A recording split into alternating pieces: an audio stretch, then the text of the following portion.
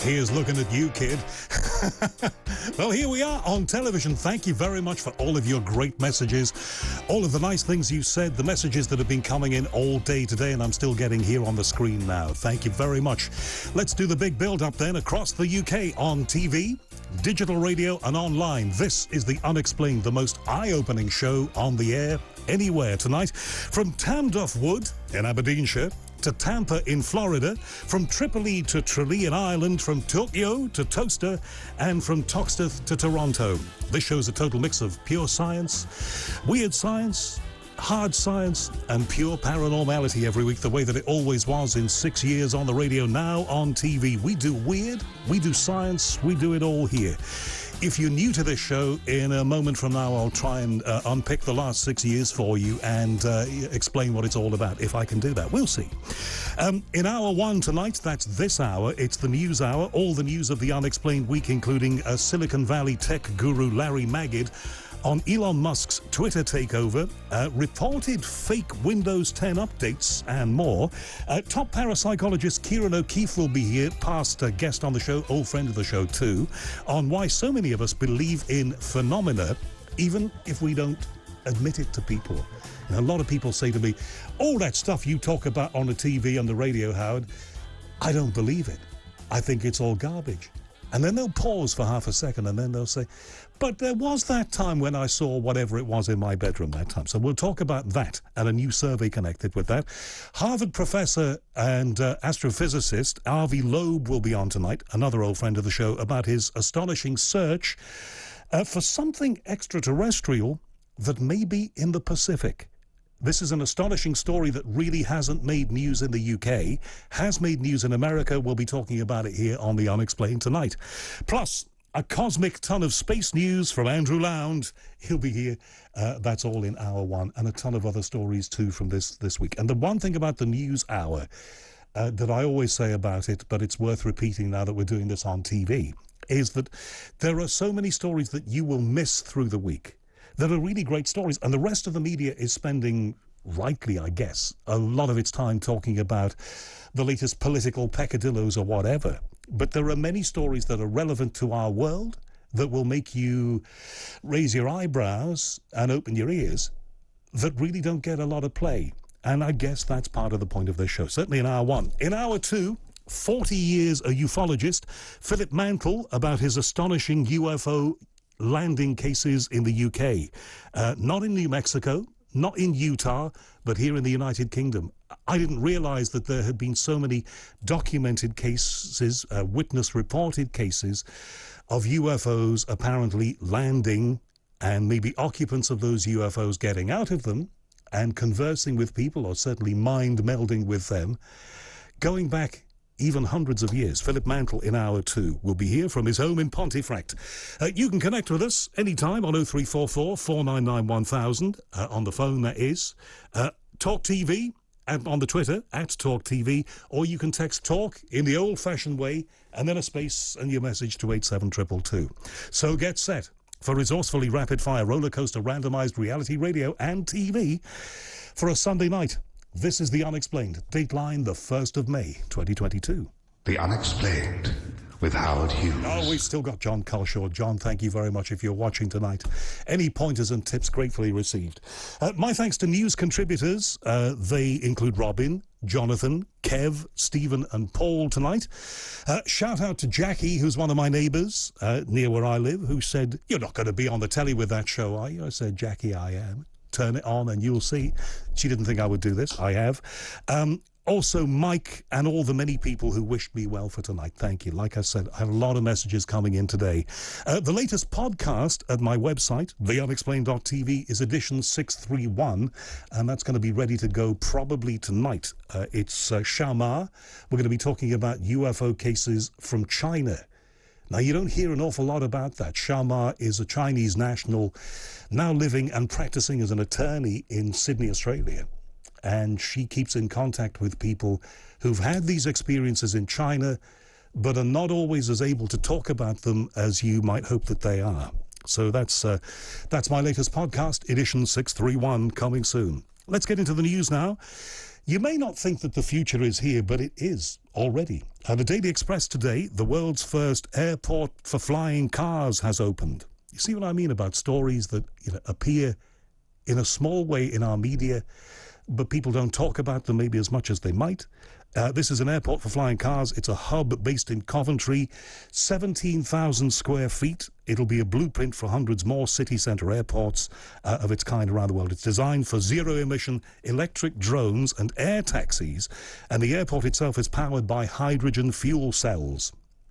Also this, from CNN today, for the first time in China, people will be able to get a taxi ride without anybody behind the wheel. This is not a flying taxi. This is a taxi on the road. But you can actually summon up a taxi, it will turn up, you look at the driver's seat and the steering wheel, which is, in China, is it on the left or the right? I don't know. And there won't be anybody there. So self-driving taxis, for the first time anywhere, it seems, unless you know different, are going to be available in China, according to CNN. More news. The Daily Telegraph reported this. Europe has seen an explosion in demand for bomb shelters and nuclear bunkers amid fears that Russia might start a nuclear war. I know that on the TV station today and on the radio and lots of places they've been talking about this through the day. Will Putin actually do it? I personally don't think that he will. I think there are going to be enough people around him to stop him doing anything really stupid beyond the stupid things he's already done. But a lot of people are preparing for that. Companies in Germany, Switzerland, France, this country and the US have reported a sharp rise in the number of customers asking about how to buy shelters, how to build them, and how to survive fallout. Okay? I mean, I don't know how that's going to play. I wonder if you know of somebody who's building a shelter. I'm absolutely serious about this. There are people in this country who've got little bunkers in their garden. Right? If you know somebody who's built one or is concerned that they've started digging just in case something bad happens, I'd be very keen to hear from you, and indeed from them, if that's possible. Space.com, this could be one of the biggest stories ever, and it did get some play in the media this week, but I think it's a huge story. Key building blocks of DNA that previous research mysteriously failed to discover in meteorites have now been discovered in space rocks. Now, the word or phrase that I used there was DNA. That's us. That's our makeup. So the point of the story really is, and this is quite a complicated write-up that I've got from space.com, but the point of the story is that the building blocks of us may have arrived here by meteorite. In other words, as I think the Sun reported it quite niftily this week, we're from space, maybe. Who knows? This was in The Guardian in the 2 weeks that I was off the air, in the bit between when the radio show ended and we started doing this here. A British astrobiology conference has revived a years-old debate over the best place to look for life in the solar system. It's a big place. It goes without saying. But if you're pointing your electronic telescope or whatever sensors you've got at the skies, where do you look first? Do you look at, I don't know, Saturn? Do you look at Venus? Do you look at one of the moons, like Enceladus that they've been talking about? So this was debated by various people, and I'm just going to quote here, quotes, "For reasons I don't really understand, the wider solar system and the potential for life there has not been high priority." The Telegraph quoted a man called Robert Pappalardo, a senior research scientist at NASA's JPL Jet Propulsion Laboratory, as saying on the BBC. So that's one source quoting two others there. Pappalardo's remarks were occasioned by an astrobiology conference at the UK Centre for Astrobiology in Edinburgh. The basic ups and downs of that one are, when you're pointing your telescope, where do we look? What else? Tech news. We were hoping to talk with Larry Magid, former CBS technology correspondent, technology guru. I don't think we've got him. So I'll tell you what the story is anyway. Reuters reported this. Elon Musk told banks that agreed to help fund his $44 billion acquisition of Twitter that he could crack down on executive and board pay at the social media company in a push to slash costs and would develop new ways to monetize tweets.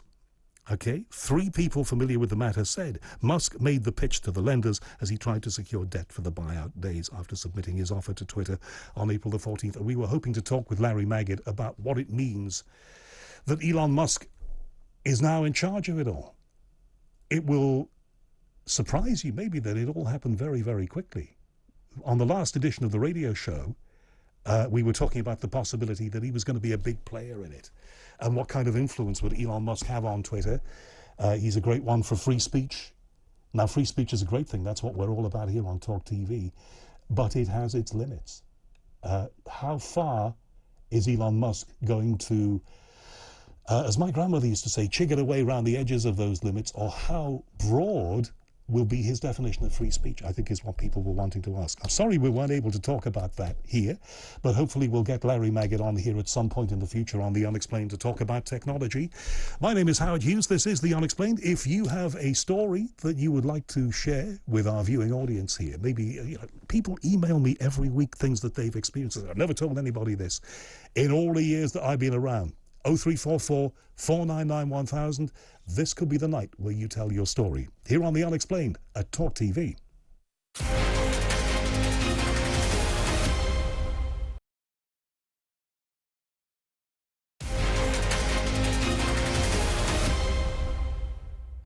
We're all of those things and so much more. Don't forget, the great thing about this is if you want to call, if you want to ask a question of a guest, you can always do that on The Unexplained. It's 0344 499 1000, or you can tweet me at Talk TV. Used to be Talk Radio. It is now at Talk TV. And thank you very much.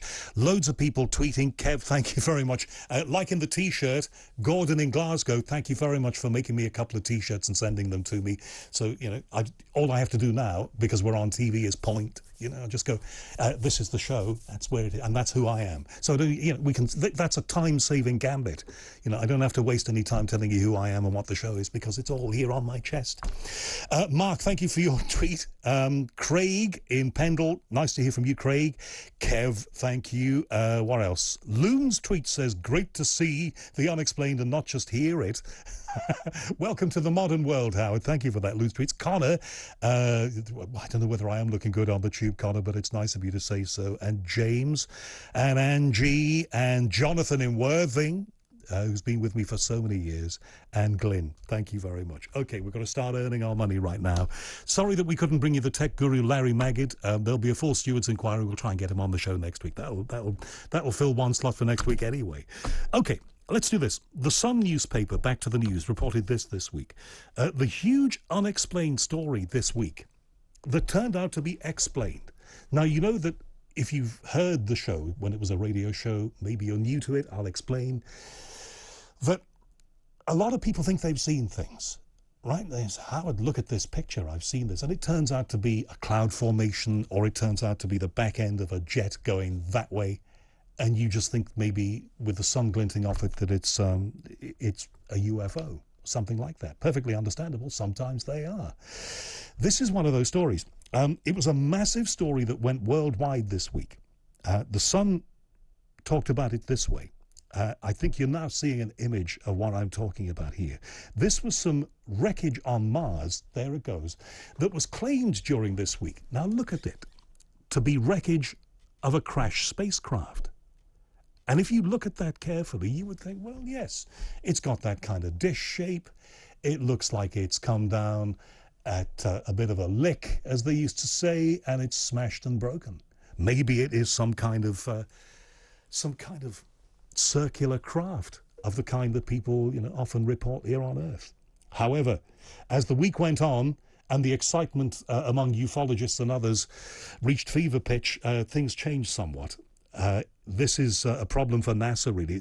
I'm going to quote, the shocking photo shows the smashed back shell used to safely land the kit from the Mars rover on the Red Planet. So literally, this was part of Perseverance that it jettisoned. And it took them a little time to confirm that it wasn't a UFO, it wasn't weird, it was just something from the spaceship. But to see something on Mars like that is fascinating. One of these days we must get Richard Hoagland back on here. He was the original Face on Mars man, long ago and far away. All right, let's get to this now. The New York Post had this story, and I was very surprised that other portals of the media here in the UK didn't pick up on it. A top scientist is plotting a mission to find what he believes is alien technology lying at the bottom of the Pacific.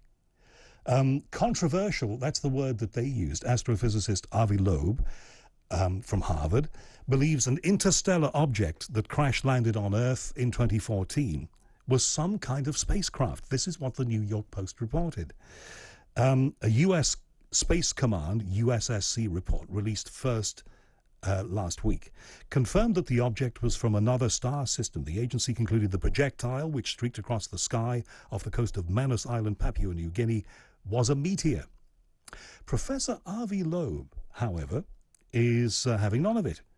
He claimed on Wednesday that the object could have been built by extraterrestrials. Avi Loeb is a good friend of this show. He is the driving force behind the Galileo project, designed at getting the truth to what is out there and who might be out there. He's online to us now. Avi, thank you very much for coming on this Sunday night. How are you? It's a great pleasure to join you, and this time I can actually see you. That's wonderful, Howard.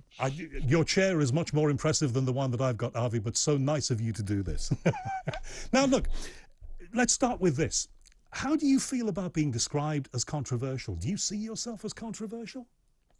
No, I don't. I think I'm using common sense, and it's possible some of my colleagues have a problem with dealing with the unexplained and exploring the unknown, and that's why they resist discussions of this type. But all I'm saying is based on facts, and we can discuss this in the context of this meteor in particular. It was discovered by military sensors that the US employs as a missile defense system, and the data was online since the discovery on January 8th, 2014. And I asked my student, Amir Siraj, to look at the data and check if any meteor in the catalog that the government released, if any of them could have come from outside the solar system. And we looked at the fastest moving objects and found this one, and it was clearly from outside the solar system because it moved at 60 kilometers per second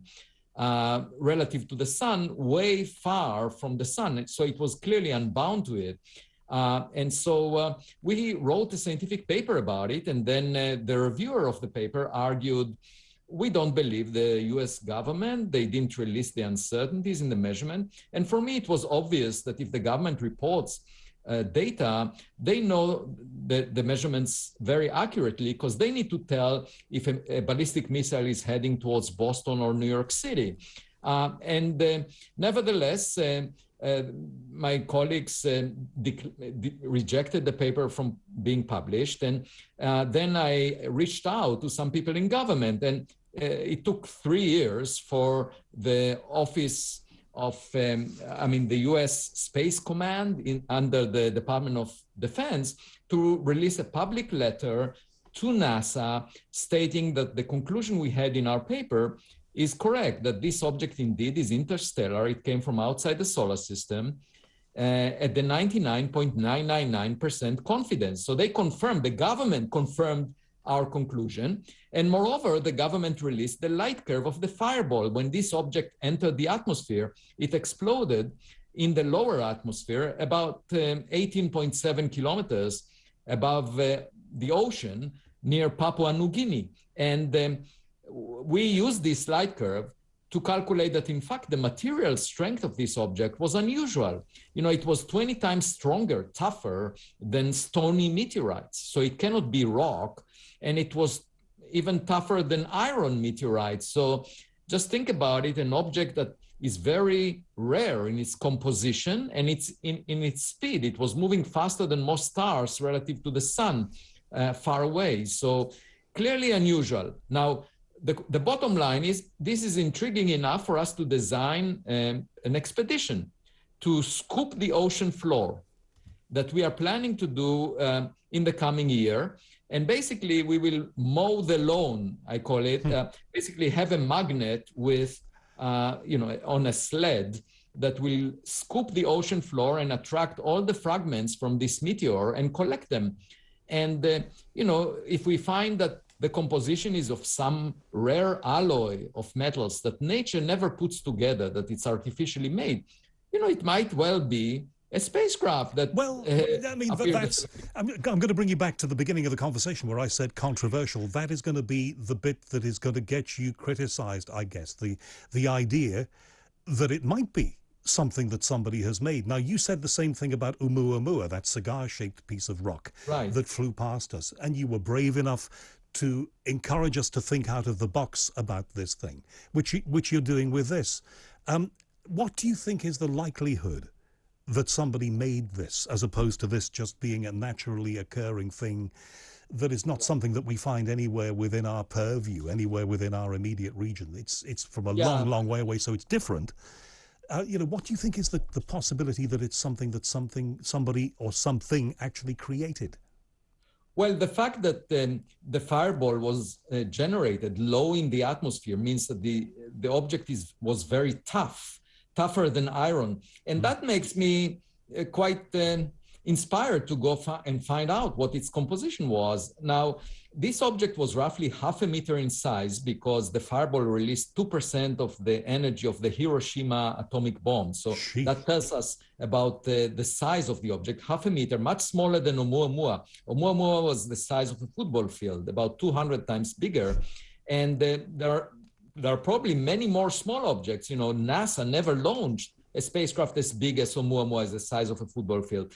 But it did launch a lot of objects the size of this meteor, 0.5 meter. So I would say, you know, the Earth is serving as a fishing net that collected this object. Let's figure out what this fish is. And even if it turns out to be natural, you know, it will cost us 1,000 times less to examine the fragments. We can put our hands on the fragments of this object. If we wanted to do the same with a space object like Oumuamua, it would cost us about $1 billion. You know, that's much more complicated. And here we have a completely new window that was opened with this meteor, that in the future we can find objects colliding with the Earth. Just think about New Horizons, the spacecraft launched to explore Pluto that will exit the solar system. In 1 billion years, it will not be functional, but it could collide with a habitable planet like the Earth. And the astronomers there could search the relics, the fragments left over from New Horizons at the bottom of the ocean that they have on their planet. And my point is, you know, there could be equipment floating in space that we will collide with every now and then. So let's figure it out. It's fascinating, Avi, and I love the fact that you think out of the box with this, because if we're to make any progress, we need to be doing that, and the scientific community needs to be listening. I'm sure large portions of it are. How does this tie into just quickly, how does this tie into the Galileo project, that search that you're spearheading with so many well-known, famous and committed people to try and get a handle on the reality, the possibility that we're not alone? How does this tie into that? Yeah, it ties very well. I should say a few minutes before I joined your show, I welcomed the first postdoctoral fellow that I have within the Galileo project. He came from the University of Cambridge in the UK, and he heard the British accent of your person calling me to join the show. Overall, we had two objectives in the Galileo project when it was conceived. One is to rendezvous the next Oumuamua, basically take a close-up photograph of it. And as I said, that will cost $1 billion to do. The second is to build telescope systems, which we are starting right now on the roof of the Harvard College Observatory to look at the unidentified aerial phenomena. And now we have a third one, which is a fishing expedition. Literally speaking, we are going to the ocean floor near Papua New Guinea within the coming year to scoop the fragments from an interstellar meteor. All of this is very exciting, and you will hear about what we find. And that's the scientific method. We shouldn't have a prejudice, and of course, if we don't search, we will not find anything. Mm-hmm. Absolutely, and I commend everything that you do. And I'm glad that you're comfortable with the term controversial. I think all the great scientists of our lifetimes and other lifetimes have been controversial people too. If you don't think out of the box, what are we going to discover? Avi, thank you so much. I'd love to talk with you at greater length again, and I wish you well with this. Just quickly, when does it start, Avi? Has he gone? Sorry, when does it's my fault? When does this mission start? The expedition, we currently have a ship committed at the end of 2023, but we might get it earlier. We are trying to work this out, but it will be by the end of 2023, definitely. Avi Loeb, thank you very much. Harvard professor of astrophysics and a man who is spearheading the Galileo project and a scientist who is willing to talk in ways about these things that scientists never did before. And maybe that's why we didn't make the progress that we now seem to be making. I'm not saying that we're going to get like discovery or disclosure announced a week next Tuesday, but I think we're going to be getting somewhere with this. Right, let's get to something else now. This is to do with I'm just skipping loads. I've got loads of stories. Thank you very much for all the stories that you sent me this week. This is connected with a survey that says that, I'm just looking for the actual, so here it is. This was reported in a number of places, including a website called femalefirst.co.uk. Doesn't matter, where it was, but it was in a number of places. It's tied to a TV show. More than 7 million people, we're talking about the UK here, believe that ghosts are helping them get through life. New research has found that almost half of Brits think that those who've passed away are capable of contacting the human race from the other side, and 2/3 claim that they've been sent signals by somebody from beyond the grave. 7 million people, large proportions thereof. Keep that figure in mind. The study, which was commissioned by Sky to mark the launch of a supernatural crime thriller called The Rising, also revealed that 40% of adults in the UK believe in the paranormal because of stories that they've been told by other people. Remember what I said at the top of this show, that a lot of people say, Howard, I just don't believe any of that stuff you talk about on a Sunday. But I did have this experience. Whatever. Let's talk with Kieran O'Keefe, psychologist and parapsychologist. Let's get him on now, old friend of this show. Kieran, thank you very much for coming on The Unexplained. Good evening, Howard. How are you? I'm very good, Kieran. It's really good of you to do this on a Sunday night. And sorry to have kept you waiting. I was just rather gobsmacked by Avi Loeb and this mission to trawl up this piece of extraterrestrial rock. This survey, more than 7 million people in this country believe that they are being somehow helped from the other side. That's a tremendous proportion. That's a tenth, roughly, of the population, isn't it? It is a tremendous proportion, yeah. And I think if you look back at surveys even over the last 20 years, actually this is nothing new in terms of the percentage. So it's not as though we're seeing necessarily an increase, but it is showing a huge percentage that believe in this. But also what was interesting from the survey is the number of people. We had 52% of people in that survey who continue to talk to loved ones as if they were still there. So that and the fact that people are talking about signs kind of gives us a hint to the psychology of what's going on and a possible explanation. But does it give us a hint that there might be something that clearly these people believe there is beyond this three-dimensional reality that we see and experience before us now?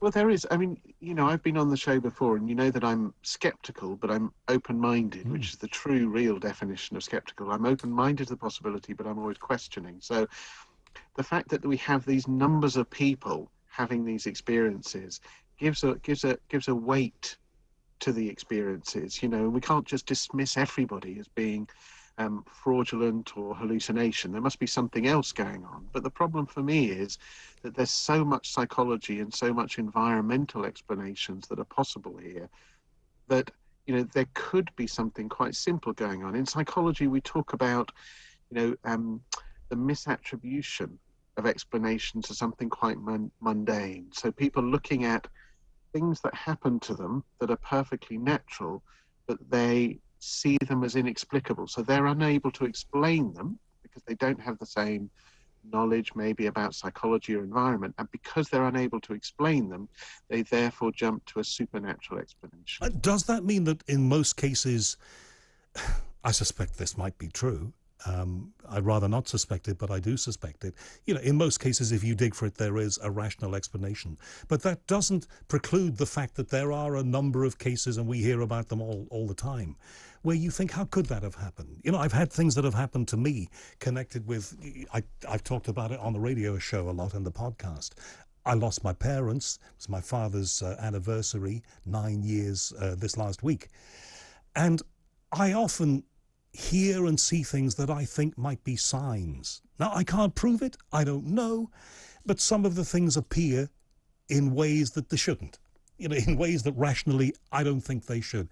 In particular tunes that will appear or things that, you know, and I think I'm fairly rational. I think I'm fairly sane. My colleagues behind the glass here may disagree. There are cases, are there not, where we're into a grey area, where it might be something beyond this hard reality, yeah? Yeah, absolutely. If you speak to any of my colleagues within mainstream psychology, they will talk about those natural explanations that you started off the question with, saying that, you know, for the vast majority of these experiences, there will be natural explanations for these things.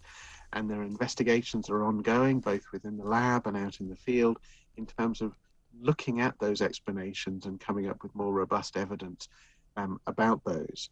But absolutely, there is this grey area. And I think the grey area for me is the most fascinating part of it. And it is a grey area. Why?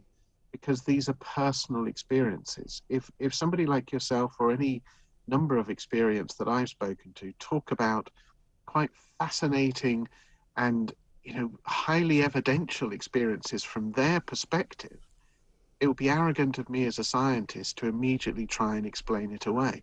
I wasn't there at that point when the experience happened. All I can speculate is possible natural explanations. That's all I can do. But if you turn around and go, well, no, you know, you say that, but this was something more than that. It was something more evidential. Then, you know, there's very little that I can do in terms of countering that. Anything happened to you in your experience? I know that I mean, the nice thing about you is that you look at these things in a hard-headed scientific way, but you are willing to be persuaded. I think, you know, that's a wonderful thing in a person of science. Anything happened to you that might? Yeah, I'm happy to be persuaded. I'm very careful about this causal intentional relationship that a lot of us had between, you know, things that happen and then we attribute that to something supernatural. But I've been in locations, as well as being a scientist, a ghostbuster as well. So I've been in haunted locations where I felt spooked, and I wish there was a better word for it. I'm aware of some of the environmental explanations, but at that point where it happened, I genuinely felt spooked. SS Great Britain in Bristol, for example, is a prime example. I was going to ask you, would that be a place for me to do an outside broadcast? I think I might go and do one. Oh, Kieran, wonderful place. Thank you so much for helping me out. Kieran O'Keefe, Dr. Kieran O'Keefe, behavioural scientist, University of Buckingham. Thank you to him, talking about the beliefs that people have in something beyond what we see. Here on The Unexplained at Talk TV.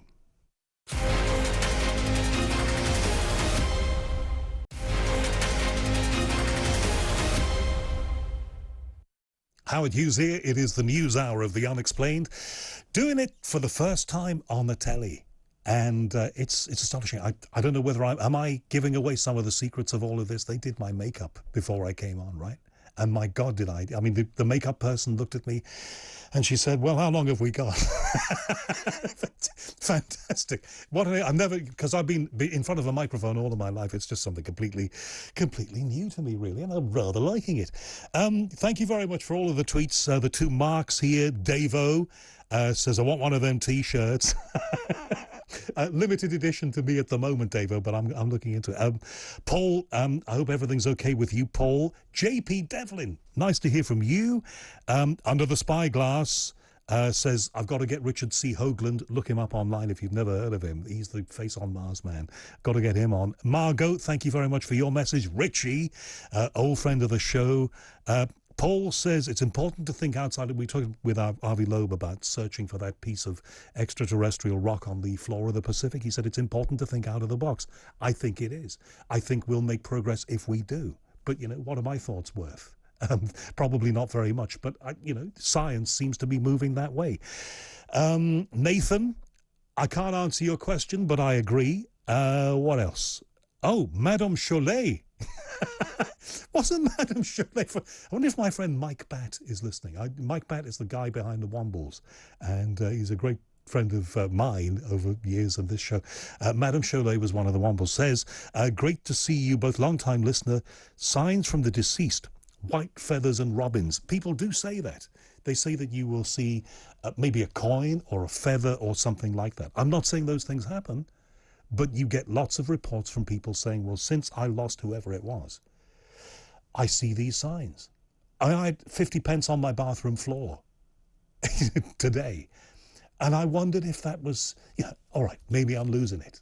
Don't answer that. Maybe that's, yeah, maybe that's another issue for another time.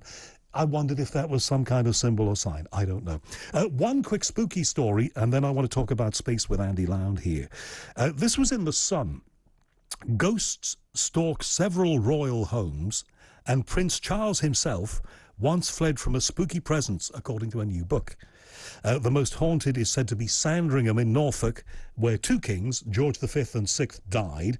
Christmas cards move on the mantelpiece, doors open on their own, lights turn themselves off, and eerie footsteps have been reported at the Queen's Norfolk retreat, according to Britain's Ghostly Heritage by John West.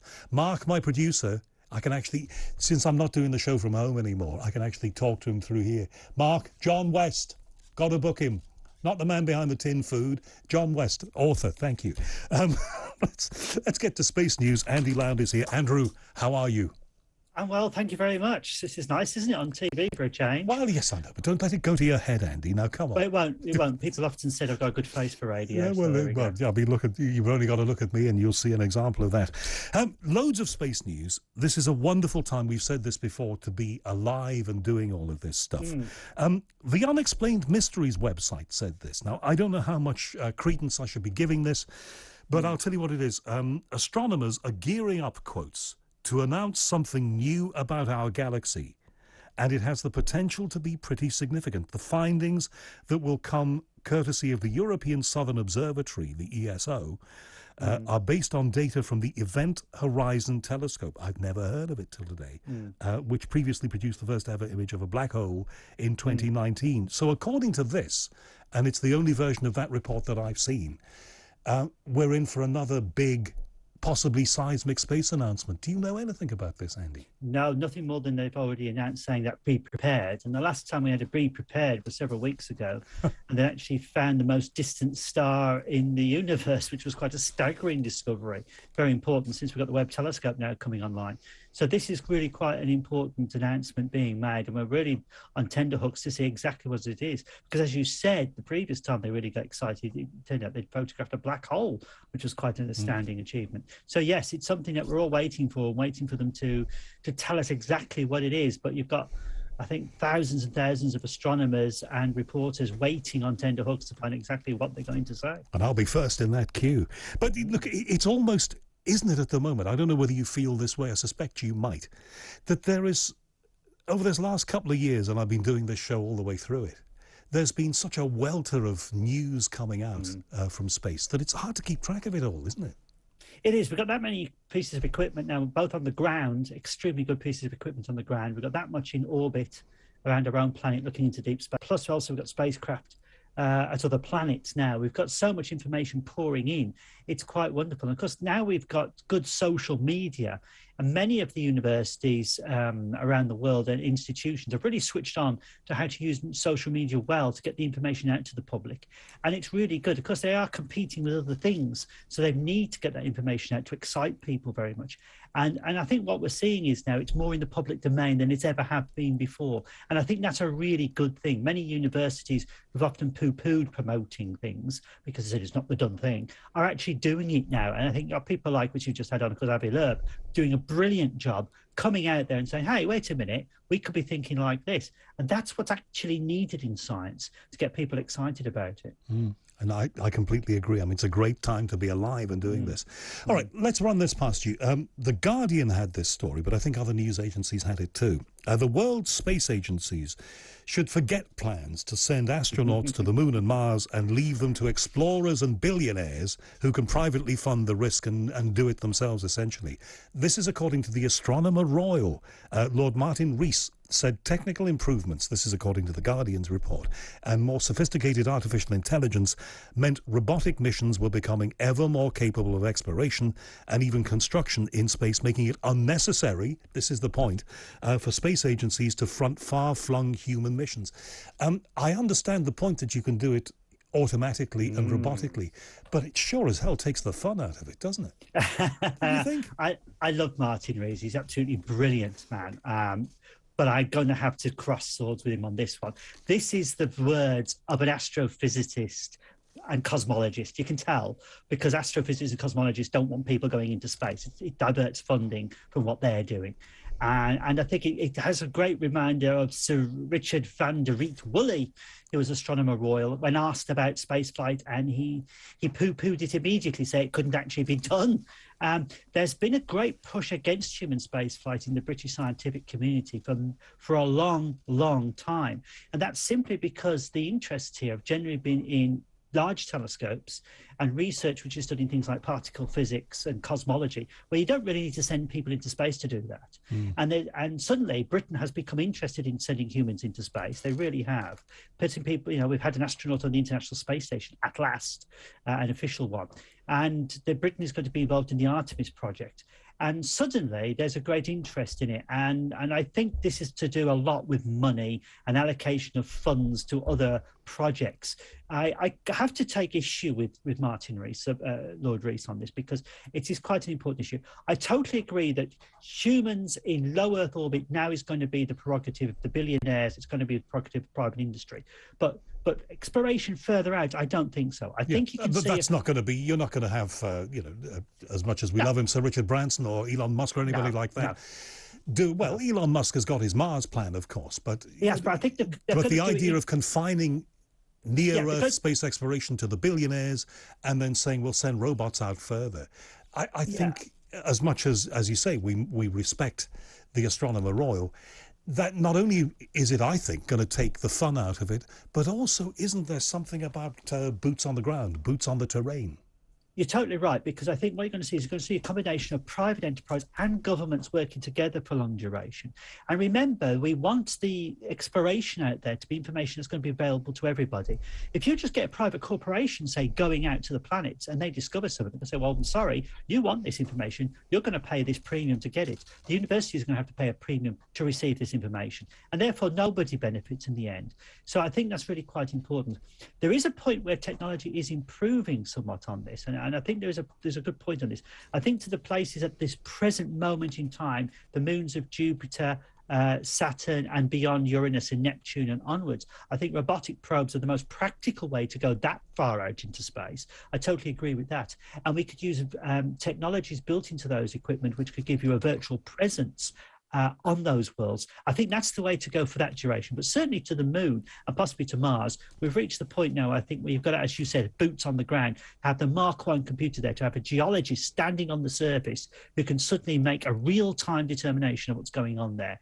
But I think this is a real cosmologist's argument coming out here. It's the old, I'm trying to remember that old Navy saying, Navy phrase, the Mark I human eyeball beats everything. And as much as you can send wonderful flying probes and a helicopter to Mars and stuff, when you get the first crew there, when they experience what it's like to put a boot on the dust, that's when you get to understand what you are meshing with, I think. So I'm with you on that. I want to get to this. This has been in the news a lot. It's interesting, isn't it? The stories that actually spill over into mainstream news. So this has been end of bulletin on a lot of radio stations and TV stations the last 24 hours or so. This Venus and Jupiter conjunction in the skies, where you've got Venus and Jupiter that are separated by a vast amount of distance, but for a short period of time, optically, they look as if they're next to each other. That's an astonishing thing. Yes, line of sight effect, as we've seen from the Earth. So you've got Venus, which is orbiting the sun here. You've got Jupiter really outweighing us in the middle. But the position where we actually put ourselves is they appear to be coming close together in the night sky. So you get a nice line of sight effect. And of course, these are the two brightest planets in the night sky. So they're absolutely spectacular. 5 a.m. Yesterday, Saturday morning, was the time to actually really get the closest look of it. And of course, conjunctions are very important partly because visually they're exciting and we enjoy it, but partly because they've affected human history, of course. It's possibly a conjunction between Saturn and Jupiter, which is believed to have been the Christmas star, for instance, which led to a group of astrologers to actually follow the star and think the birth of a new Messiah was Andy, coming. we're going to have to park it there. This is TV. Everything is more tightly timed than the old radio show, but it's nice to see you for once. What's your website, very quickly? Yes, www.andrewlound.com. Oh, I hate having to do that. Andrew, thank you very much. You have a good night. Andy Lound into many, many things. This is The Unexplained.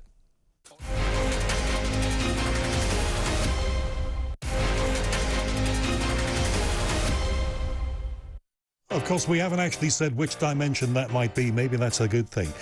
Thank you very much for the messages that continue to come in. Shane in Sydney is there tonight. Who else? Uar is there. Uar, you're a star. Thank you. Thank you for what you said. Mick, nice to hear from you. Yes, we did Madame Cholet. And, look, thank you for the messages and the support. Doing this on the radio is a very different thing from doing it with a camera looking at you. It's something that is a completely different thing. But we're adapting because we're adaptable. Howard Hughes here, The Unexplained, coming to you on a Sunday night out of Talk TV. Heading down the barrel or staring down the barrel of a bank holiday. I hope that yours is going to be good. I hope the weather is good where you are. Now, we're in for a treat this hour. Philip Mantle, another old friend of this show, founder of Flying Disc Press, man who is a veteran ufologist, 40 years of studying these things, is online to us now. Partly, in fact, mainly to talk about his new book, which is this one. It's called UFO Landings UK. This is an updated version of it. This book is, I actually didn't count the number of pages in it, but let me see, there are roughly 270. I have never seen a compendium of so many stories, and they are stories collated over decades, in fact, in some cases, hundreds of years, of people who've believed that they have actually been part of, connected with, or affected by some kind of alien or UFO landing or encounter. In this country, I'm not talking about Albuquerque, hot dog, jumping frog, and all that stuff, or I'm not talking about the Urals. I'm talking about the United Kingdom. Philip Mantle is one of the most diligent researchers I know, and he's collated a ton of stories that are all in this book, plus the documentation and the photographs that go with them. All right, let's get him on in Pontefract tonight. Philip, how are you? Good evening, Howard. Nice to speak to you. My God, Philip, you've been busy this week. You've been doing everybody's podcast and a lot of radio shows, I see. Well, I do my best, but the book won't sell itself, Howard. Well, no, although I should have got you to write the foreword, shouldn't I? Well, I'm always available and very, as my boss here will tell you, very reasonably priced. But what was it like to do American radio, though, when you did? Because those American shows, they'll stick you on for 3 or 4 hours. Yeah, and they always ask, where do you come from? And when I say Pontefract, they've never heard of it before. So I think they know, if I say I'm about 60 miles from Liverpool, they've probably heard of that. So, and I'm nowhere near London. So, yeah, but they are different. But... Pontefract. Do you mean Pontiac? Oh, no, that's a car. All right, I don't know where to start with it. Let's talk a little bit, because we're being joined by new people tonight who perhaps never heard the podcast, which is available, 631 editions of it, at my website, theunexplained.tv. Maybe they haven't heard that. Maybe they never heard the 6 years of the radio show on Talk Radio. So let's talk to me as if I've never spoken with you before. How would you describe yourself? Well, I as a young man, at high school, I always had an interest in all things paranormal, which wasn't a great way to attract the girlfriends at high school at the time. But, it's been with me all my life, Howard. And I read a book that just had one chapter about UFOs on it when I was a teenager. And it sparked the interest. After I left high school, there was a period I went to work in West Germany. And I couldn't speak the language. And so I phoned my mum and said, can you send me some books, Mum? And she sent me a box of books, all on UFOs. And when I returned home, I used to live about 5 miles outside of the city of Leeds. It used to print and publish an evening newspaper, the Yorkshire Evening Post. It's still there. And my aunt brought it round one evening. She only lived round the corner, and she showed me a small advert in it. It was for the formation that Sunday, we're talking 1979 here, of the Yorkshire UFO Society. Nice. And as you know, Howard, back in 1979 on a Sunday, it was like a ghost town. But I got the bus, I found the location, and the society had been set up by 2 brothers, Mark and Graham Birtle. And they put on a presentation, and I just felt I'd found my calling in life, And from that day onwards, I've become a researcher, an investigator, a writer, an author, of all things to do with the UFO phenomenon. Now, we've got to say, Philip, haven't we, and you and I have known each other for a long time, that back in those days, and I was a student then, and I was starting to get interested in all of these things, and sometimes for the projects that I would do interviews with people like that. There was you've got to imagine a world where there is no internet, where the only information about these things are the books that you might get, like you got sent, occasional pieces in the newspapers that might be sensationalist, they might be taking the proverbial, they might be absolutely serious. You paid your money, you took your choice. There wasn't much out there. And being able to connect with people who had similar interests to yours was very difficult. I remember, and I've forgotten her name, but there was a woman behind Bufora, an organization called Bufora. You will know who this is. And I remember it took me the devil's own job to get this woman's phone number, to phone her and ask for an interview. Yeah, that was probably my colleague Jenny Randalls. Jenny Randalls. It was Jenny. Yeah, I was part of Bufora. I was their director of investigations for some years. I was conference organizer, press officer. But yes, you know, back in the day, there wasn't no internet, so it was information on the subject was hard to find. And I was never satisfied just to sit there, Howard, and read about it. I wanted to get up close and personal. And the best way to do that was, if you couldn't see the phenomena yourself, then speak to those that had. Mm. And we were quite fortunate that in the early 1980s, as I got up and running, areas in and around the Yorkshire Dales National Park, around the town of Skipton, had a lot of sightings. And somehow they found their way to us. A lot of them did. And of course, you know, we would go out to these locations, we'd speak to the local people that had seen these things, and we'd make ourselves as visible as possible, hand out flyers, phone numbers, you name it. And of course, in the early 1980s, one of the cases I investigated wasn't in the Dales, it's just up the road from where I lived, in what was then the mining town of Normanton. And it was a lady and her family who reported a UFO landing. And that, you know, spawned a lifelong interest, not only in the UFO phenomena, but in particular, you know, UFO landing cases.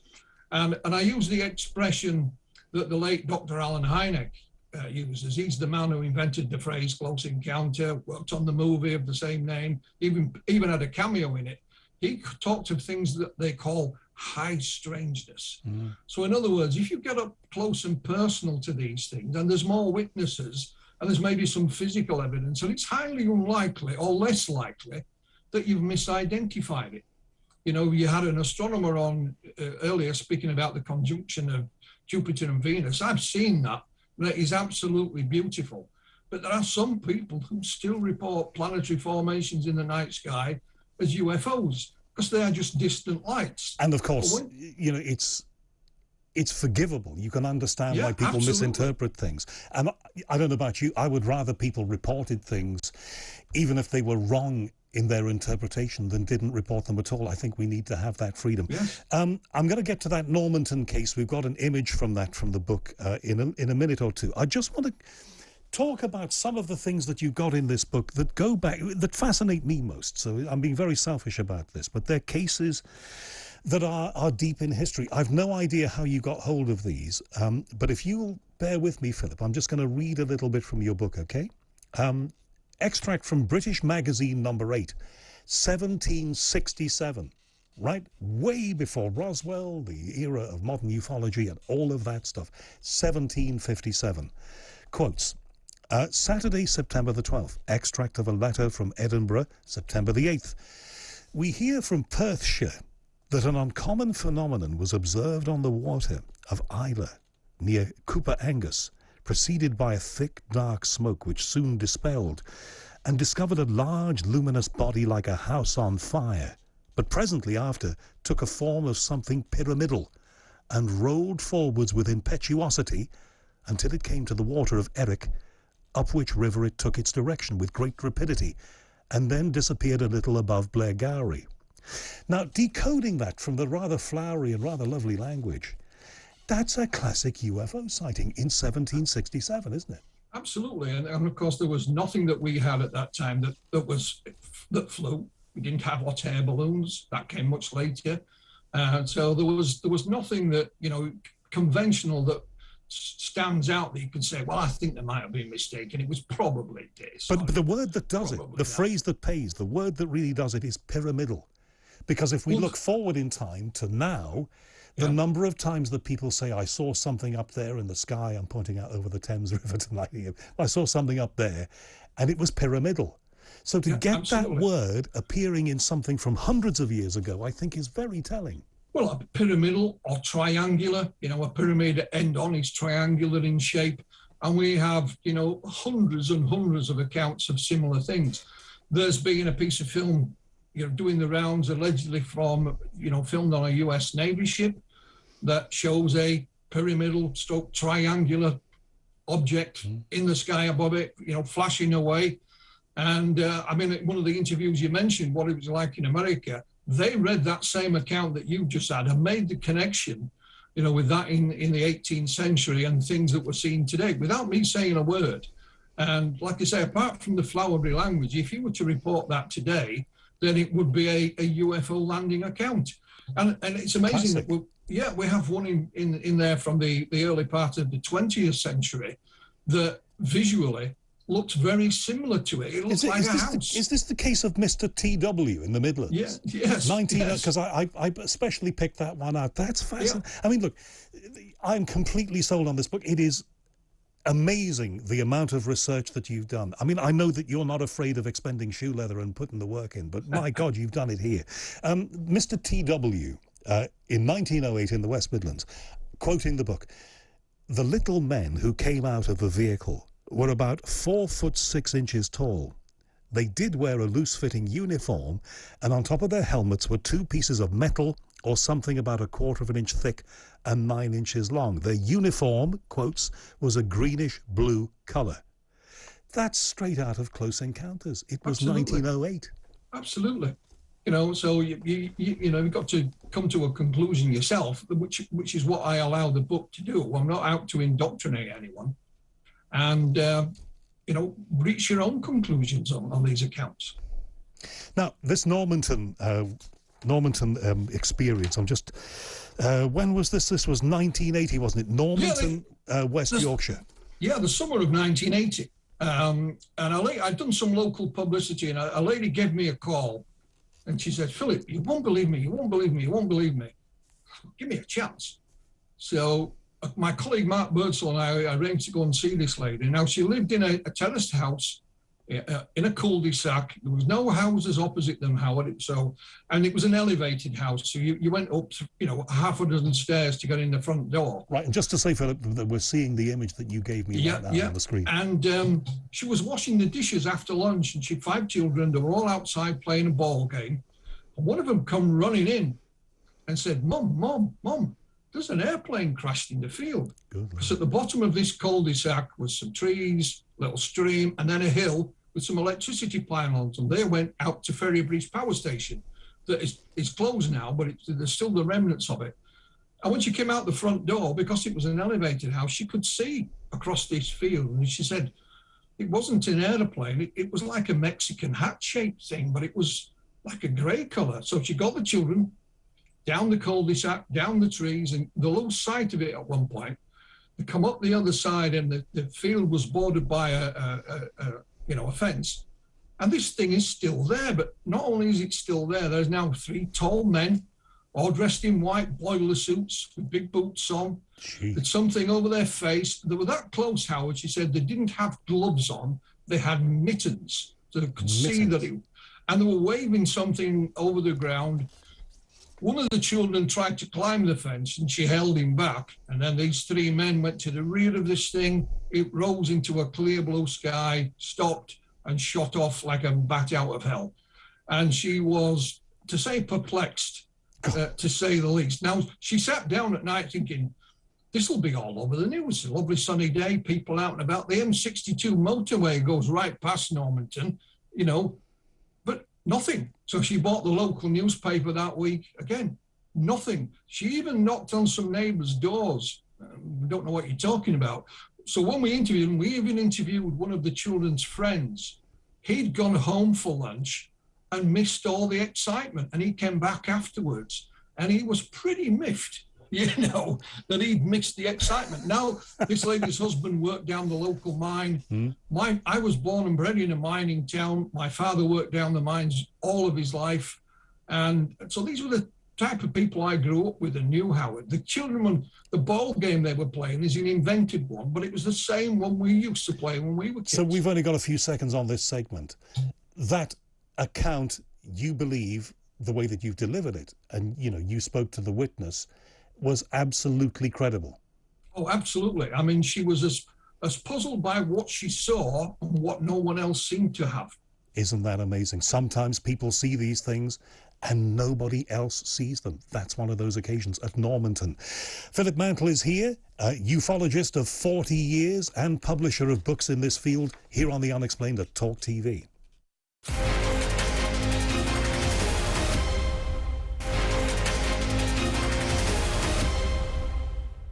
The Unexplained with Howard Hughes coming at you on a Sunday night, heading for the bank holiday. Thanks for your messages. Zoostorm 2, nice to hear from you. Carl, thank you very much. Kev, and who else? And Paul. And Dave, thank you very much, David. David, good to hear from you. Philip Mantle is here, ufologist, UFO publisher, and the man behind UFO Landings UK, that book told you about. We'll tell you details of that at the end of this. Let's come more up to date now, bearing in mind that the book is absolutely replete with stories and images and details that go all the way through, as we say, those centuries, right up to, 1908 we talked about. Let's come up to the so-called modern UFO era. And I think, and you do this yourself in the book, we have to put the benchmark there of the Kenneth Arnold case. That is even beyond Roswell and all the rest of it. The Kenneth Arnold case is something from which everything else is judged. Everything else seems to spring from there. This is a private pilot, isn't it? Kenneth Arnold claimed that he saw 9 shiny UFOs flying past Mount Rainier at incredible speeds. So the Kenneth Arnold case basically, you think, opens the door on what we call the modern era of ufology? That's right. I mean, it was June the 24th, 1947, and Kenneth Arnold reported this to the media. So when he landed his private plane, just a local journalist, Howard, you know what they're like. They said to him, how did these objects move through the sky? And Kenneth Arnold said, like skipping a saucer on a pond. And it was that statement that flying saucers then entered popular culture. And of course, this year is the 75th anniversary of it. So that's the benchmark we use. It's the time when the term flying saucer came into popular culture. All dates back to Kenneth Arnold. But crucially, the book, and one of the great things about the book, and I say, I don't know how you were able to do all of that research and put in so much shoe leather into it, but you talk about stories that are just pre that era.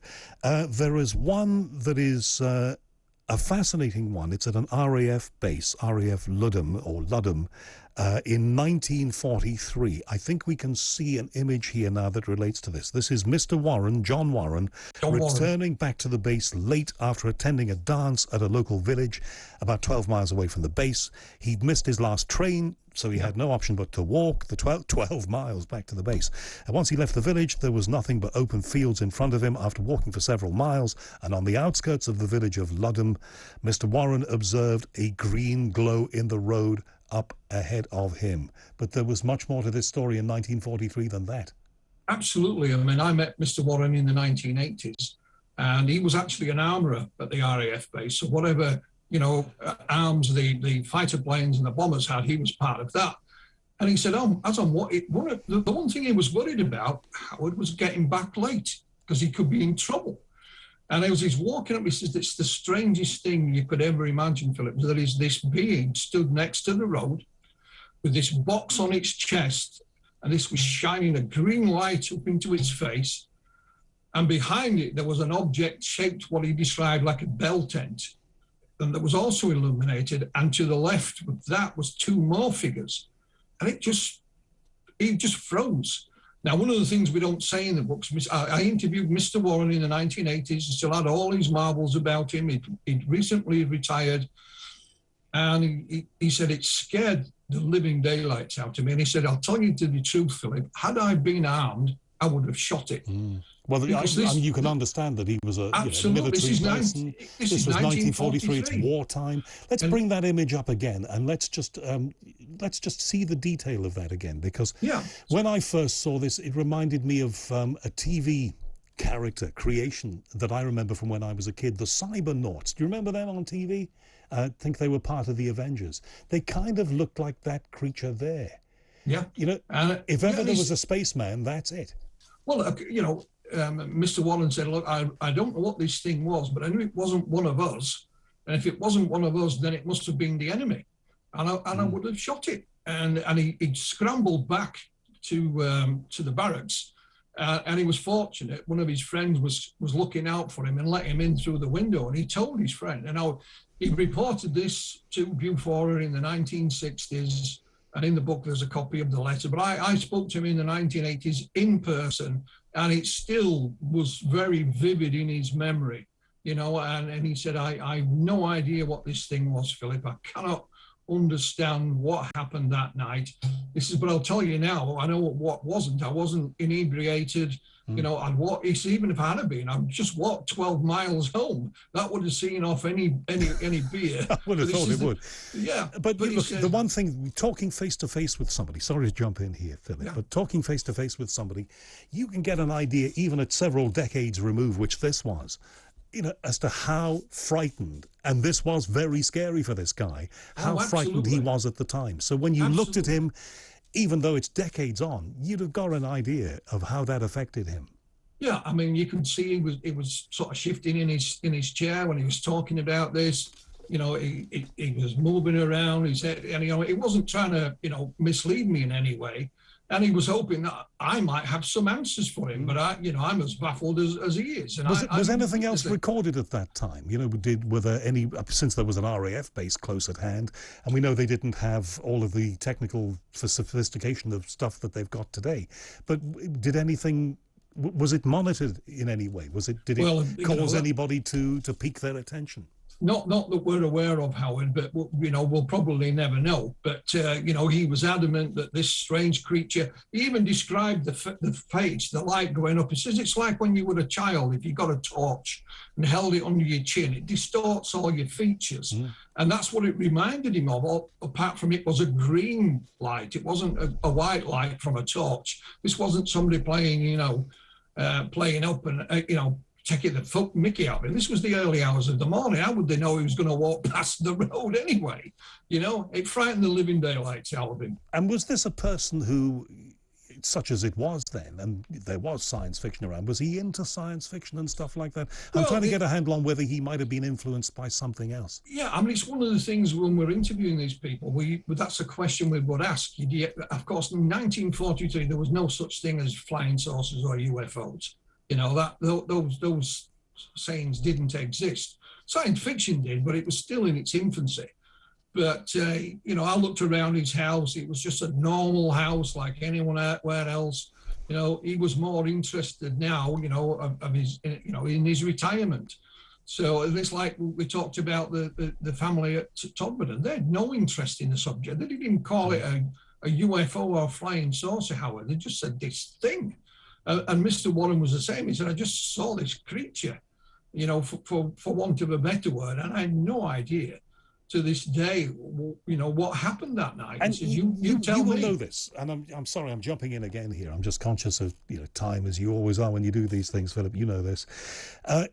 They have a profound effect on people. Palpably. You mentioned Todmorden.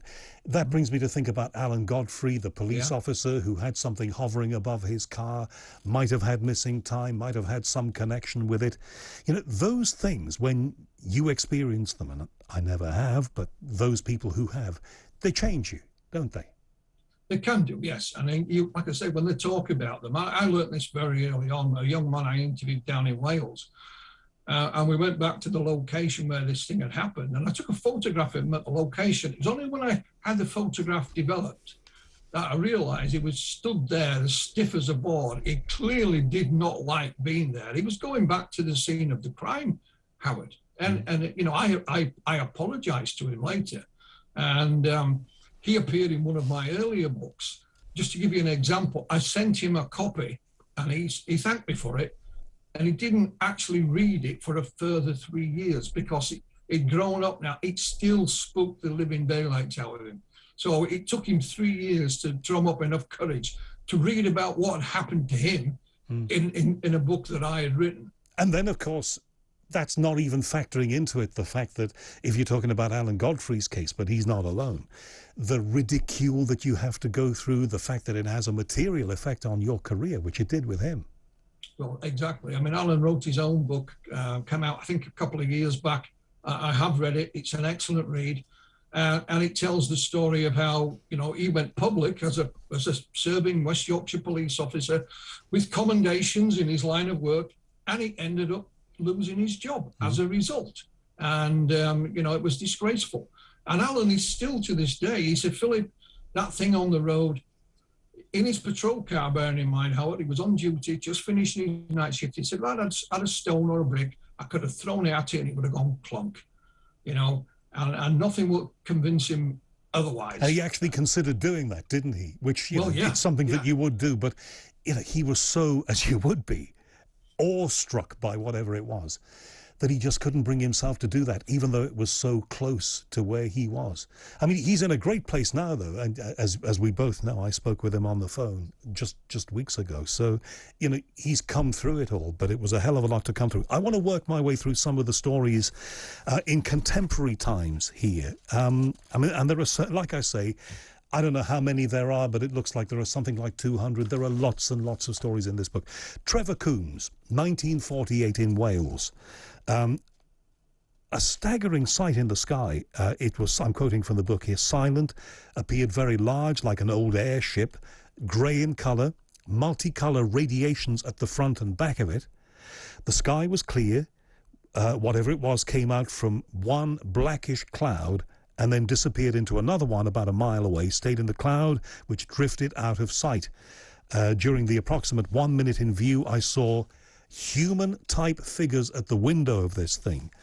There are many reports like this in the book, with, what's the head description? Mainly head and shoulders bending over and looking out.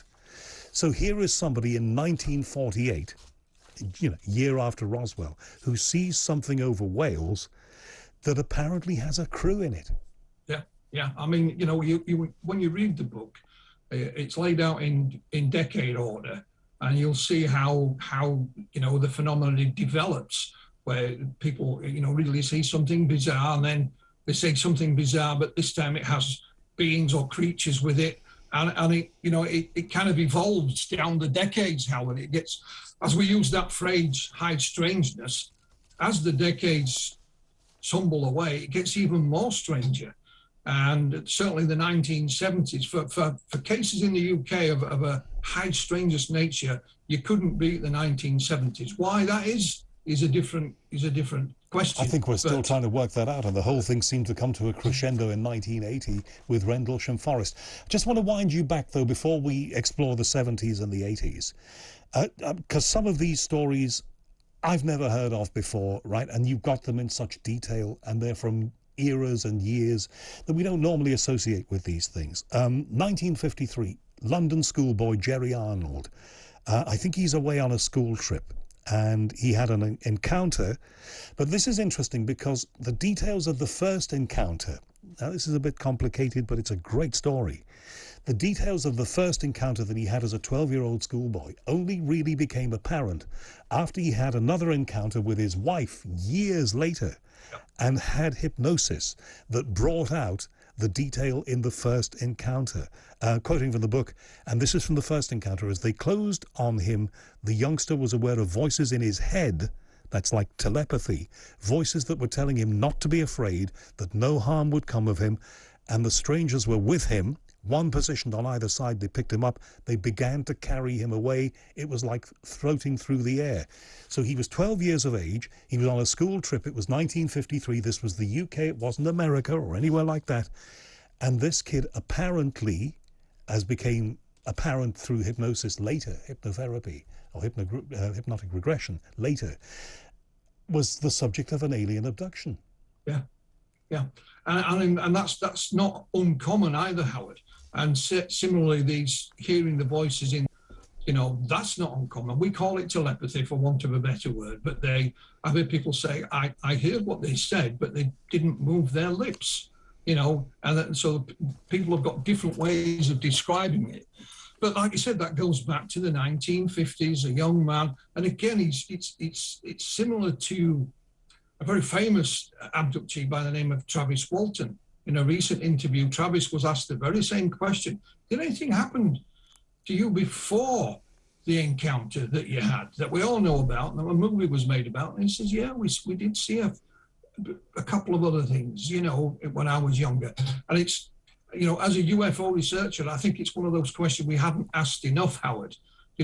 We've concentrated on what has been reported initially, and we haven't said, oh, and by the way, did anything else come to mind? Or, is this the first time you've seen this? And it is important that what you're saying, Philip, I think is very important, because a lot of the people, and you interview more people than I do, of course you do, but a lot of the people that I interview say that they've had experiences all through their lives. Sometimes they're not aware of them until later, like this guy in 1953, Jerry Arnold. The full details of what he experienced or says he experienced only became apparent later. But, you will hear the story that people, for whatever reason, start having these experiences when they're young, and they continue and sometimes intensify as they get older. And I suppose the question that we both must have thought about around that is, why these particular people? Well, it's a good question. I mean, people have come to me, like I've said, looking for that very answer, Howard. Why me? Why me? They'll then look for an explanation. And I've asked the individuals, what do you think happened to you? Some were, definite, these were beings from another world. Others thought this was some kind of spiritual experience. A vast majority of them didn't have a clue, Howard. They'd been down that route. They'd gone and asked their friends and family. They hadn't a clue. Sometimes they'd asked professional people. They had no idea. And usually the UFO researcher, like me, was their last alternative, if you like. And they were still looking for those answers. And it's one of the reasons, Howard, why some of these people felt it important enough to go on the record, because they felt it important that, this was important information that, we as a population should be aware of and should know about, and they would risk any form of ridicule as well. Which young people today may find difficult to believe, because anything goes in 2022. But if you're talking about 1970, 1980, 1950, attitudes were different. The media tended to ridicule these things, which they don't to the same, they still do to an extent, but they don't to the same extent now. 1955, I love these historical cases. 1955, this is Bexley in Kent. Margaret Fry, somebody else who I think that you've interviewed. And you say, it's rare that several witnesses, unrelated to each other, observe the same thing. It was a UFO landing account. And this is all described in a matter-of-fact way. July 1755, Margaret Fry spotted the object as she was making her way to her GP's surgery in I love the detail, in King Harold's Way, from her home in Hythe Avenue. Both she and Dr. Thukata, her GP she was going to see, and around a dozen children playing in the street, saw a strange craft. Now, it is, as you remark here in the book, it is unusual for a number of unrelated people to experience the same thing. Yeah, well, this is, again, where the high strangeness factor comes in. More people, because more people witness something, it's less likely to misidentify it, and they're close up. This was in the town as well, Howard. This is not in the middle, as you pointed out, the New Mexico desert, and I got to know Margaret in later years in person. When I got to know, she lived in North Wales. She sadly passed away not that long ago. Margaret herself, as a result of all this, went in to be a UFO researcher herself. And what is interesting, there's a drawing to go with that. And you can see like a dome-shaped object with three balls on its underside. And one of the things that cropped up during our early research when I first joined in the 1980s, sightings in and around, as I mentioned earlier, the Yorkshire Dales, we had descriptions of things that looked just like the drawing that came from Margaret, this dome-shaped thing with these 3 balls of light underneath it, some of which was witnessed by serving police officers on duty at the time as well. And they're very much of their era. I mean, we're running out of time in this segment, Philip, but, you know, they look almost, when you see these sketches, and this is, as you say, in the book, it's a classic sketch of this, but it almost looks like those little ball casters almost that you'd have on sofas and things like that. You know, that's how they look, isn't it? Well, yeah. I mean, people use everyday objects around you to describe things. We still do it now, but we use a different vocabulary now. We might say, oh, it looked like an iPhone. Well, iPhones didn't exist in 1953. But that's how this thing looked. And the point of the story is that so many people have witnessed so many things that are so hard to explain. More from Philip Mantle coming right up here on The Unexplained.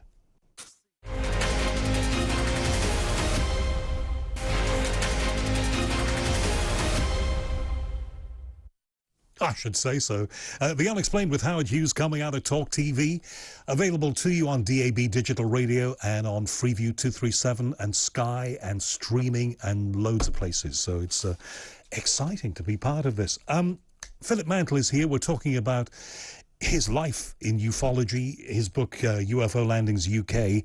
And Philip, it's interesting, whenever you do something like this, you know, people tell you their own stories.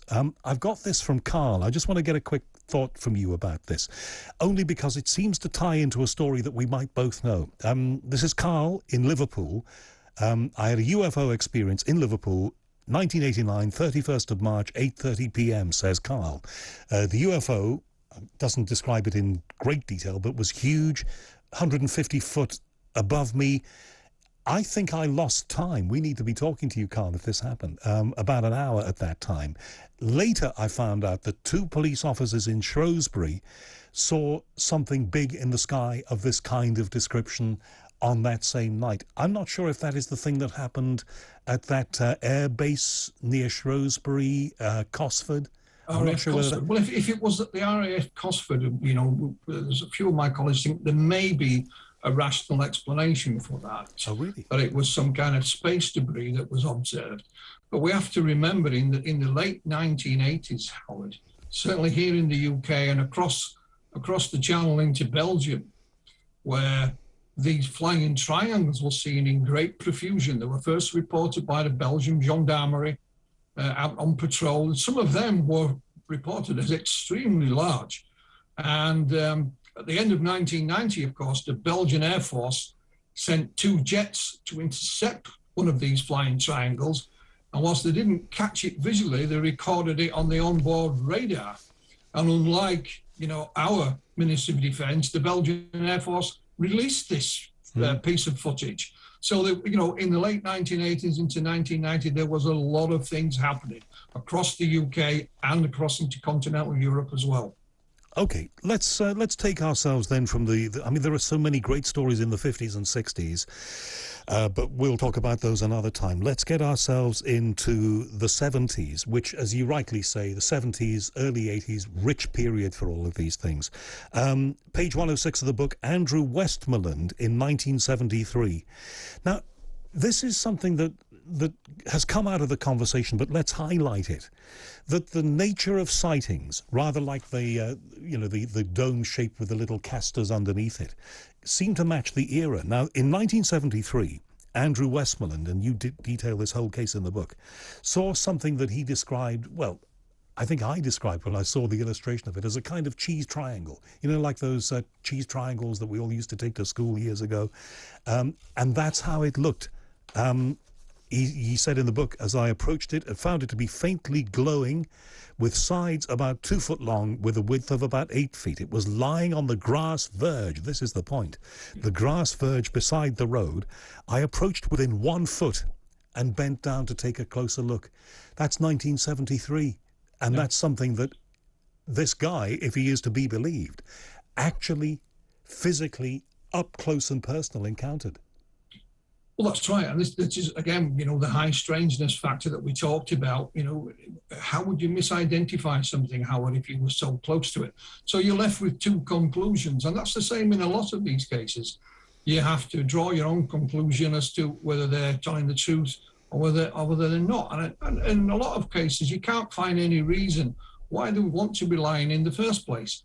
So, you know, with this incident, I put it in the book to show also that I just mentioned them actually, the flying triangle type of things, which first really came to the public attention was in the late 1980s, that there were observations of them previously, and not just flying, you know, hundreds or thousands of feet above your head, but actually up close and personal and down on the ground, as you've just illustrated. So many accounts, though. You know, absolutely. I mean, there's one here, page 118. I noted down all the pages.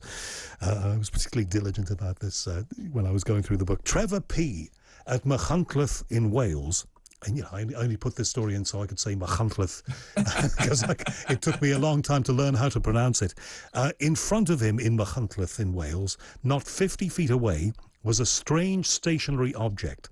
Just like you said, a stationary object, apparently resting on the ground. It consisted of a large circular base. It looked like a paddling pool, great description, 40 feet in diameter, 7 to 8 feet high, with large circular lights approximately 5 feet in diameter, positioned around the base. Each of these was shining brightly. Each was a colour not recognised by Trevor P. at Machynlleth in Wales. Evidently, no light was cast off onto the ground. But here we've got another up close and personal. Yeah, and not only that, Trevor was there at the beach where this happened with his father. And upon seeing this, he climbed up some rocks. You know, that's what youngsters do. He ran down to the beach with his father and said, Dad, you know, and off he ran back up. And his father thought, well, what's he talking about? And his father looked up the rocks and he could see Trevor hiding behind a rock. He was hiding and he kept bobbing his head up and down to look at this thing. But the strangest thing, if this wasn't strange enough, Howard, is about the creatures that were allegedly inside this thing. So they weren't the little humanoids with their uniforms on, as we talked about before. These were two strange figures that, you know, were described like jellymen. The inside of them all squirmed and wriggled, and I'm glad you pronounced that location in Wales, Howard, because me being a Yorkshireman, I've no chance, you know. And it's that high strangeness factor. It is, and the fact that there are creatures involved in this, and that's another thing that struck me about the book and the accounts in it. The number of times when people say, we looked at it, you know, if it didn't land, it flew close, and we saw windows like portholes and creatures within. But if it did land, like whatever this was in Machynlleth in Wales, there was something within the craft, or that came from the craft, that looked amazing. In this case, and I didn't cut and paste that part of the account, did whatever it was appear to be in any way reactive to Trevor P., who was observing it? The dome on the top of this thing started to open, and it was at that point Trevor thought, you know, I'm out of here. And off he went. I don't blame him. And it's a reaction that we can all, you know, think about. And you're absolutely right. And here I am jumping in again. It's just that thought, and you must have had it a million times with all the people you've spoken with. You know, you encounter something like this, and you think to yourself, well, if I ever came across something like this, you know, I'd make some good notes and I would do this, that, and the other. But actually, when push comes to shove and you're actually there in Machynlleth or wherever you are, you might be so terrified that, you know, you wouldn't see your bum for steam. Well, as my dad used to say. Trevor had already done the right thing. He'd run down and told his father. Yeah, he told his dad. And his father couldn't make head nor tail of what he was talking about and just left him to get on with it. And it's a fascinating account. It's one that you won't find duplicated anywhere in the science fiction literature that I'm aware of, or in the UFO literature anywhere else in the world, Howard. We have to do this, unfortunately, in about 90 seconds or 2 minutes, but this is a story that you and I and other people on this show have talked about many times because it is so astonishing. This is the Declan Woods case in Scotland. Forestry worker Robert Taylor reported seeing an alien spaceship in the woods near Livingston.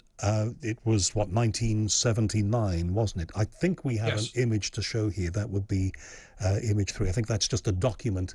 We'll just flash it up quickly, but that's a document yeah, I mean, describing it, just to show you got the documentation. But this guy was actually chased by something. He claimed he was assaulted by it, and he reported it to the police. And it is the only case on record anywhere in the UK that the police conducted a forensic examination and couldn't come up with a rational explanation. And among the details in the account, and I looked at some other accounts of this as well, was that there were rips in his trousers, and I think there was some kind of stain or mark on his trousers that looked like... Yes, and there was also, because it was cold that night, there was marks on the ground, and the ground froze that night and preserved the markings, which were drawn and photographed by the police. They cordoned it off like a crime scene, Howard. And I was fortunate enough to meet Mr. Taylor and interview him some years later. Sadly, he's no longer with us. And again, you know, I sat in his living room with him, Howard, and you see him shaking his head and telling you the story, and he hadn't got a clue. He'd no interest. All he was interested in was his job, his wife and family, and his dog. He was a very, you know, down-to-earth, honest, hard-working gentleman, widely well respected in his local community. That's why the police decided to investigate Howard, because he was such an upstanding member of the community. And you know, what somebody else who it's made a lifelong impression on, and we're still talking about their case. Philip, thank you so much for being part of this first TV My pleasure. show. You know, you've delivered for me again. Thank you. Philip Mantle, a famous ufologist, owner of Flying Disc Press, and the book we've been talking about is UFO Landings UK. There's a ton of stories in there. We don't even have half the time to talk about 1/10 of them. I think I've given you a bit of a flavour of it, but what a set of accounts. And the other great thing about him is that he's got all the documentation, the photographs and things that stand this up, and photographs of him, in many cases, with the witnesses describing the phenomena that they experienced. Quite astonishing, and Philip Mantle is one of a kind. One of a kind also is my old friend and colleague in so many different places, Petri Hoskin, who's here at We've midnight. been knocking around for years, Haven't we? I mean, sometimes we're rather like celestial objects, aren't we, really, if you think about it? I'm not saying stars, but we're kind of, you know, our orbits are tangential to each other, and then sometimes they collide. A small business. It is. You've just got to be nice to everyone, because you never know when you're going to bump into them again. Exactly. Be nice. What do they used to say? Be nice to the people you meet on the way up, because you never know. Meet them on the whatever. Are we on the way up or down? I think we're floating in the middle somewhere, Petri. What's on your show after midnight? Okay. Well, I want to talk about Boris Becker. And whether really it's a good use of public funds to put him into prison. And some people will say, yes, that these celebrities get away with far too much. And yes, he should do some hard time in a prison like Wandsworth. I've actually been into Wandsworth prison, and it is horrendous. And I was a visitor, so I got to see probably the best bits. But so we'll be talking about that this morning, or tomorrow morning. Is it this morning yet? Time travel can't do it. Very nearly, isn't it? Yes, very nearly morning. So we're talking about that. Also, I want to talk about ADHD. I think that's about all we've got time for. I'm really sorry. That's my fault. You see, I was having so much fun with Philip Mantle. That's been The Unexplained, first one on TV. Have a great night. Stay with Petri.